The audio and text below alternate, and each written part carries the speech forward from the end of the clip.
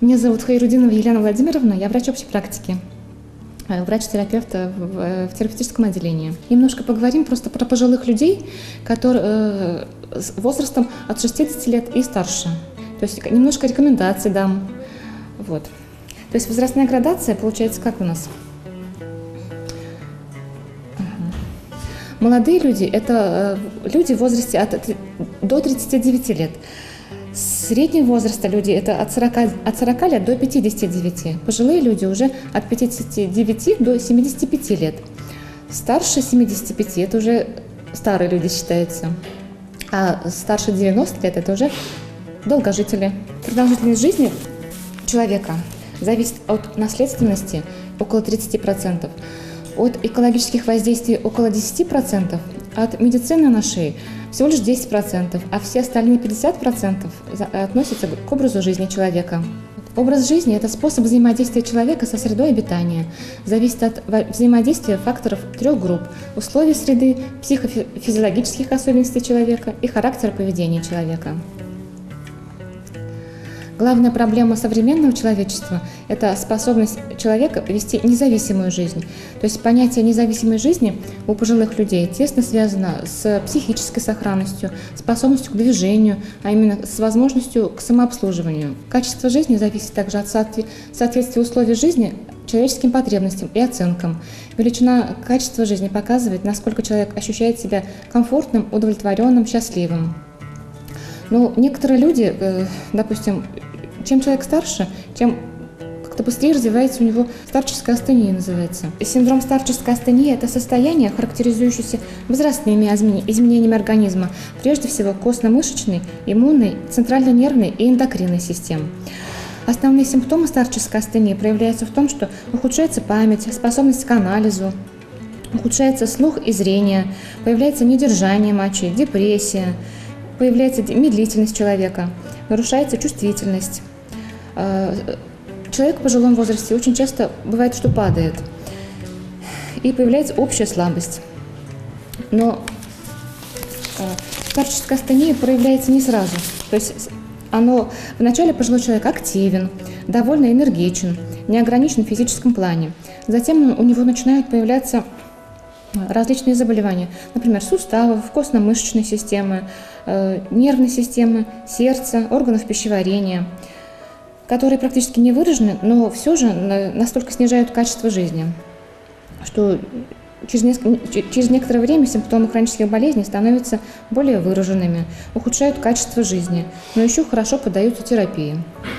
Прогрессирование астении приводит к сильному снижению памяти, постоянным нарушениям координации, в результате которых человек становится очень неустойчивым. Он уже не может выходить на улицу, его нужно водить в туалет, кормить, подавать еду, помогать поесть, совершать гигиенические процедуры. Такой человек нуждается в ношении подгузника, так как страдает постоянным недержанием мочи и иногда еще и кала. Также ему необходимо иногда давать слабительные, потому что бывают часто запоры у таких людей. А в терминальной, конечной стадии астении человек лежит практически не вставая. То есть ему нужна постоянная посторонняя помощь. Его надо кормить, поить, мыть, переворачивать в постели. Коррекция симптомов старческой астении заключается из нескольких факторов. То есть при снижении веса человека нужна регулярная физическая активность. То есть для этого пожилой человек не менее 150 минут в неделю должен выполнять упражнения средней интенсивности. 3 дня в неделю или чаще делать упражнения на равновесие, делать силовые упражнения 2 раза в неделю или чаще.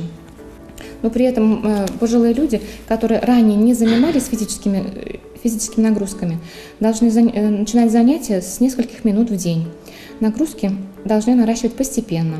Так, физическая активность принесет пользу, если вы будете знать и помнить, что активность – это не только спорт, но и любая ежедневная нагрузка. То есть это ходьба, домашняя работа, танцы. И для того, чтобы физическая активность была регулярной, не менее 3-5 раз в неделю, необходимо подобрать такой вид занятий, который будет приносить вам удовольствие. Прогулка с собакой, например, у кого собаки есть, игра с внуками, танцы. Ну, конечно, здесь не нужно ставить нереальных задач перед собой и рекордов. То есть выбранный вид физической активности должен быть доступным для вас.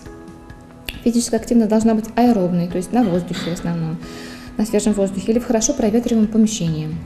Но для людей старше 65 лет физическая активность включает активность в период досуга, передвижений, профессиональной деятельности, то есть такой, как домашние дела, например, состязания какие-то, спортивные или плановые занятия в рамках повседневной жизни. Да. Также еще здесь необходимо отметить, что диета очень важна у пожилого человека. То есть суточная потребность в калориях для пожилого человека составляет около 1600 килокалорий в день. Если у человека отмечается снижение веса, то суточная калорийность повышается до 3000 килокалорий. Его повседневная ежедневная пища должна состоять из 5-7 порций углеводов, 4-5 порций овощей, 2 порций мясных продуктов, 1-2 порций жиров, 6-8 стаканов жидкости. Пищу пожилой человек должен принимать 4-5 раз в день. При приготовлении можно использовать специи. И еще хотела сказать, что факторы, которые способны ухудшить питание в пожилом возрасте, это одиночество, конечно, особенно для тех, кто ранее жил в семьях и не готовил пищу самостоятельно. Но некоторые пожилые, например, не умеют готовить самостоятельную пищу, покупать продукты. Как правило, это распространено среди мужчин. Ухудшение памяти. Пожилой человек забывает вовремя принимать пищу. Физические недостатки, при которых человек не может выходить в магазин или сам готовить, принимать пищу. Лекарственные препараты, которые принимает пожилой человек и которые могут иметь побочные проявления в виде тошноты, снижения аппетита, нарушения всасывания некоторых витаминов.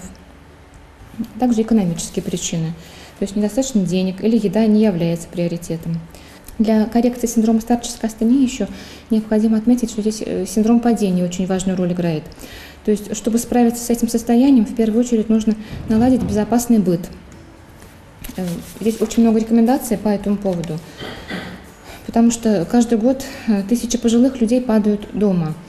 Многие из них получают серьезные травмы, включая перелом шейки бедра, переломы дистальных отделов рук и ног, костей таза, позвонков. Падение часто происходит из-за внешних причин, которым не придают значения в бытовых условиях, но их можно легко устранить. Поэтому немножко рекомендаций дам, какие советы можно использовать дома именно. То есть дома обязательно нужно проверить состояние пола в каждой комнате. Поверхность пола должна быть гладкой, ровной, но не скользкой. Дома нужно установить хорошее освещение, использовать лампочки высокой мощности.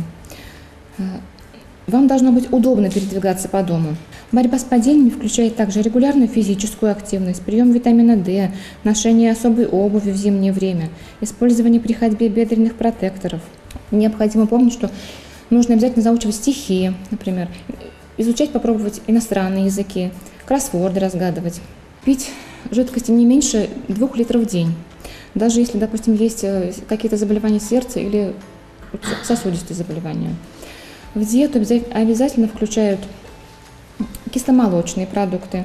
В завтрак нужно начинать с приема 100 грамм салата из сырых овощей. Также у человека со старческой астенией необходимо контролировать уровень артериального давления, холестерина и сахара крови, так как на фоне истощения сил организма риск сосудистых катастроф значительно возрастает.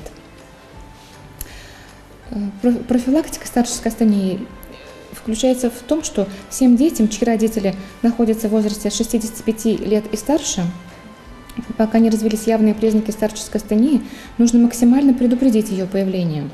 Для этого необходимо не менее 4 раз в день тормошить пациента, не давая лежать, уговаривать, заставлять двигаться, выполнять некоторые простые действия: уборка, мытье посуды, например, занятия с внуками.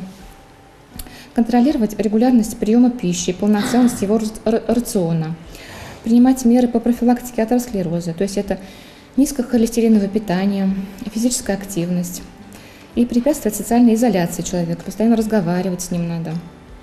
Вовремя давать обезболивающие препараты, людям, которые нуждаются в обезболивании, не допуская, чтобы пожилой человек не терпел боль.